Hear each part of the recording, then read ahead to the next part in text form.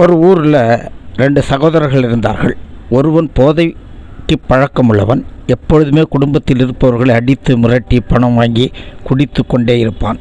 பிறருக்கு தொல்லை கொடுத்து இன்பம் பெறும் ஒரு வியாதி அவனிடத்தில் இருக்கிறது. மற்றொருவன் நல்லவனாக, சமூகத்தில் மதிக்கப்படுவனாக, நல்ல குடும்ப தலைவனாக இருந்தான். அருமையாக குடும்பத்தை பராமரித்து வந்தான். ஊரில் உள்ளவர்கள் வியப்படைந்தனர். ஒரே தகப்பனுக்கு பிறந்த, ஒரே சூழ்நிலையில் வளர்ந்த 2 குழந்தைகளில் ஒன்று ஊர் போற்றும் நல்லவனாகவும் மற்றொன்று ஊர் தூற்றும் கொடியவனாகவும் இருக்க காரணம் என்ன என ஊரில் இருப்பவர்களுக்கு வியப்பு.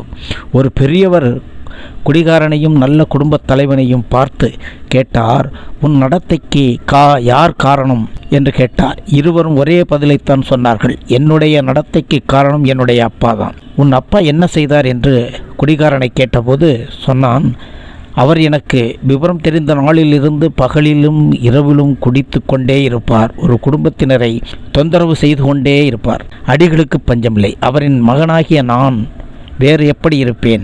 அதனாலே தான் நானும் குடிகாரனாகிவிட்டேன் என்றான்.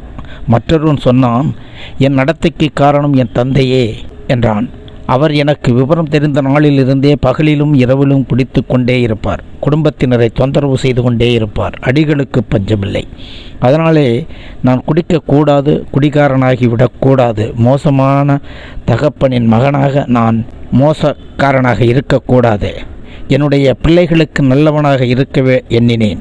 என் நடத்தைக்கு என் தந்தையே முழு காரணம் என்றான். அதாவது எந்த ஒருவரின் நடத்தையிலும் நேர்மறை நிகழ்வுகளும் உண்டு, எதிர்மறை நிகழ்வுகளும் உண்டு. நன்றி நண்பர்களே, அடுத்த பதிவில் சந்திப்போமா?